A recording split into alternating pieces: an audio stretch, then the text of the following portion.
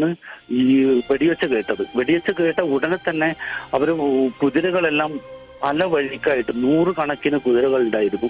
കുതിരകൾ പല വഴി കൂടി, അവിടെയുള്ള കാശ്മീരി ആളുകളൊക്കെ പല വഴി കൂടി.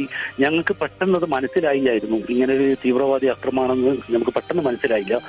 ഞങ്ങള് പിന്നെ ഒരു ഏകദേശം ഒരു 10-15 വെടിവെപ്പ് കഴിഞ്ഞതിന് ശേഷമാണ് ഞങ്ങൾക്ക് ശരിക്കും ഇത് വെടിവെപ്പാണ്, ഇതൊരു ക്രിട്ടിക്കൽ സ്റ്റേജാണെന്ന് അറിഞ്ഞത്. ഓരോ ഭീകരവാദ ആക്രമണം കഴിയുമ്പോൾ മതങ്ങൾ തമ്മിലുള്ള ഒരു പോരാട്ടമാണ് നമ്മുടെ സമൂഹത്തിൽ നടന്നുകൊണ്ടിരിക്കുന്നത്.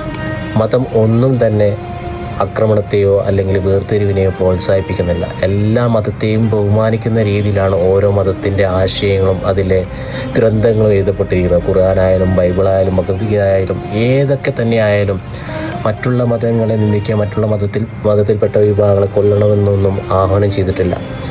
ഈ മതത്തിൻ്റെ പേരിൽ പറഞ്ഞ്, ഈ ഒരു വിശ്വാസത്തിൻ്റെ പേര് പറഞ്ഞുകൊണ്ട് ദുരുപയോഗം ചെയ്യുന്ന ആൾക്കാരെ ഒറ്റപ്പെടുത്തേണ്ട കാലഘട്ടത്തിൽ മതത്തിൻ്റെ പേര് പറഞ്ഞ് നമ്മൾ മതം പറഞ്ഞുകൊണ്ട് താഴെത്തട്ടിൽ നിൽക്കുന്ന സമുദായ വിഭാഗങ്ങളെ തമ്മിൽ അടുപ്പിക്കുന്നതുകൊണ്ട് യാതൊരു ഗുണവും ഉണ്ടാവുന്നില്ല. അതേ മനസ്സിലാക്കുക, നമ്മുടെ രാജ്യത്തിനേറ്റിരിക്കുന്ന അടിയാണ്, നമ്മുടെ രാജ്യത്തിലൊരു പൗരന്മാർക്ക് കിട്ടിയിരിക്കുന്ന അടിയാണ്. നമ്മൾ പൗരന്മാരാണ് നഷ്ടപ്പെട്ടുകൊണ്ടിരിക്കുന്നത്.